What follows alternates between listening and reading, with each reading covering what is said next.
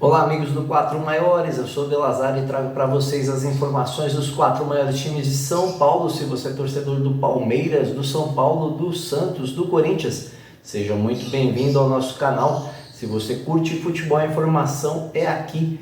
Agora vamos falar aí do pós-jogo do Palmeiras. O Palmeiras recebeu o Boca Juniors aí pela semifinal da Libertadores e não teve jeito, torcedor palmeirense. Infelizmente aí o Palmeiras ficou nos pênaltis para o Boca Juniors. Na partida o resultado foi 1-1. Gol de Cavani para o Boca Juniors e gol de Piquerez para o Palmeiras. Mas e aí, Delazari, como foi o jogo? Foi justo? Não foi?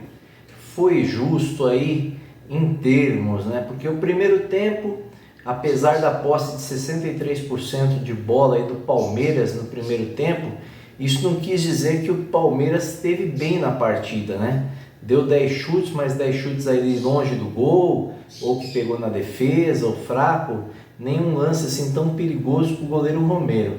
Já o Boca Juniors desceu 2 vezes ao ataque do Palmeiras e quando chegou numa bela jogada de Merentiel pela esquerda em cima de Gustavo Gomes, Merentiel levou vantagem, cruzou e Cavani deu de carrinho ali e fez 1-0 para o Boca Juniors. Daí em diante, o Boca Juniors, que não tinha pressa no jogo, ficou com menos pressa ainda na partida.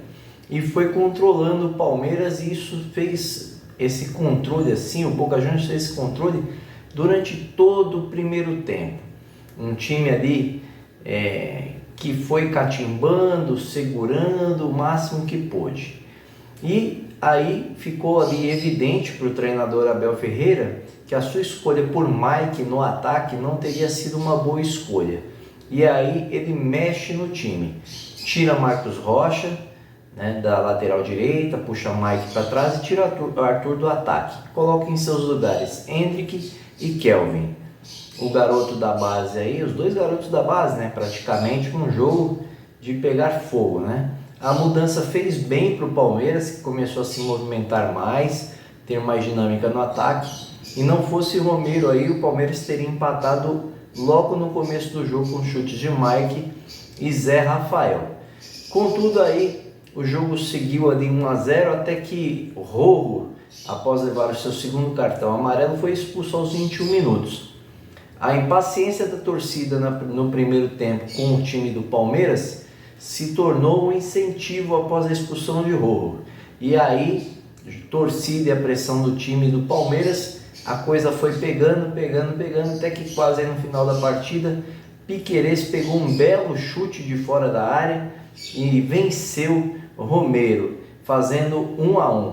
Aí o Palmeiras tentou ir para a virada, chegou a ter 5 atacantes no segundo tempo, sem lateral direito, foi por tudo ou nada, tentando ganhar aí no tempo normal, mas o Boca Juniors, time muito experiente, controlou as ações e conseguiu levar o jogo para os pênaltis. E aí, na questão dos pênaltis, complicou para o Palmeiras, né? O Palmeiras, como eu disse no nosso pré-jogo, em 6 vezes que disputou o pênalti, só tinha ganhado uma vez contra o Atlético Paranaense e o Boca Juniors já vinha de 2 classificações, né?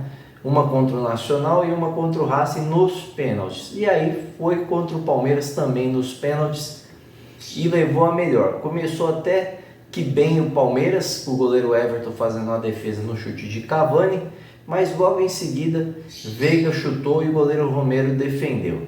A sequência de batidas seguiu ali, com o Boca fazendo o seu gol, e na sequência Gustavo Gomes bateu muito mal a penalidade e o Romero pegou no canto direito.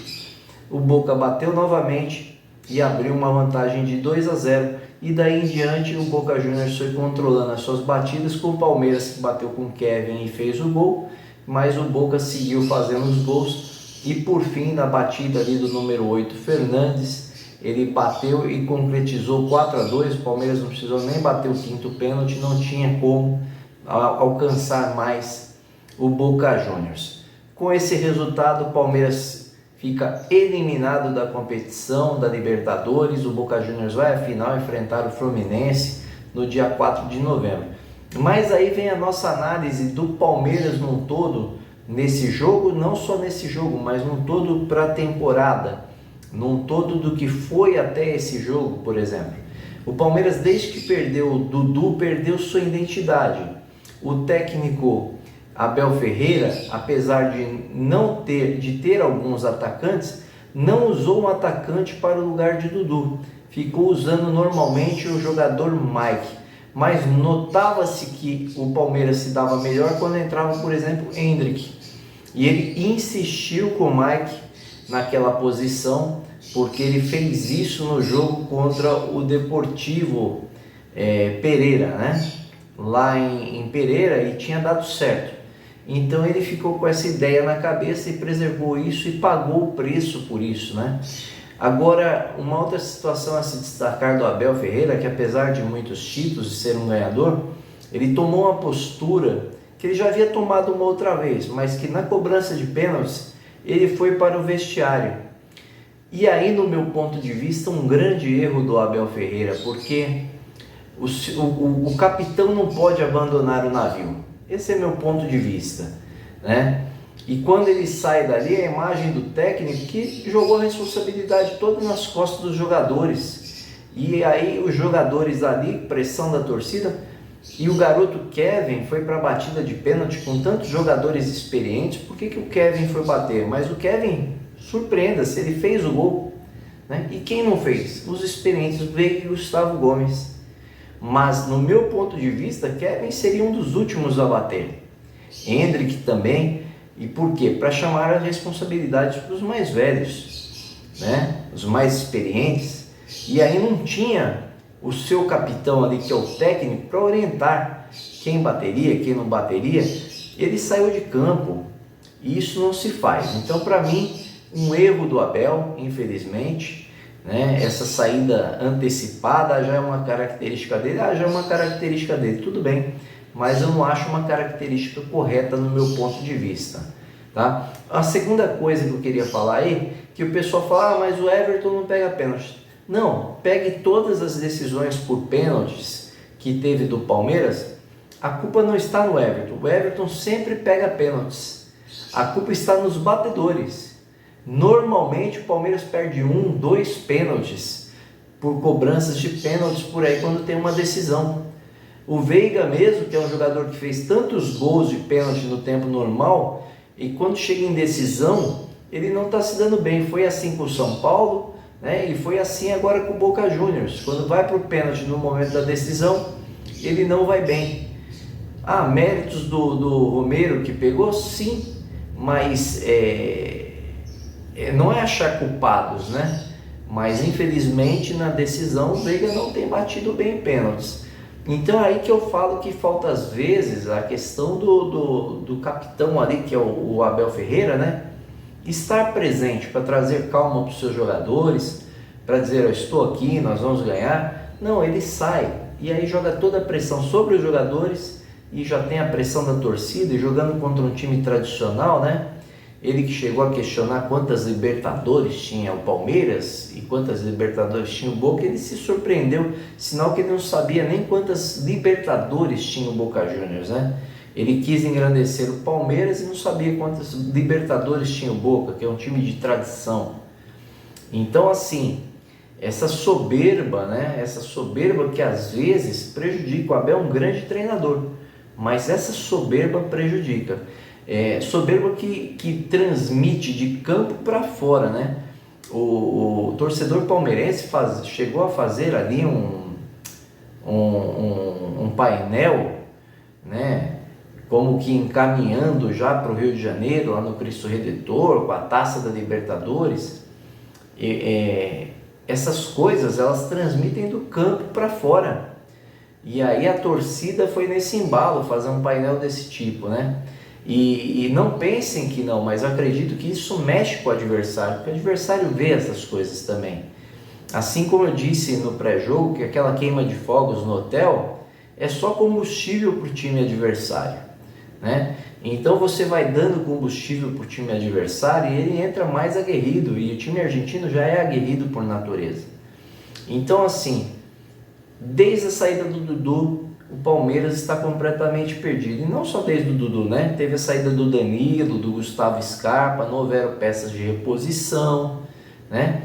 E aí o Abel foi trabalhando com o que tinha, vai trabalhando, vem vindo um resultado aqui, outro acolá, e aí a Leila não contratou e o Abel ficou aí na mão com um elenco que, se você olhar e analisar, ele não tem grandes peças para sair do banco e mudar o time, tanto que com a saída do Dudu, isso foi assim notado claramente, que o Palmeiras não tem esse elenco tão grandioso quanto tinha em outros momentos aí. Agora o Palmeiras vai fazer o que, né?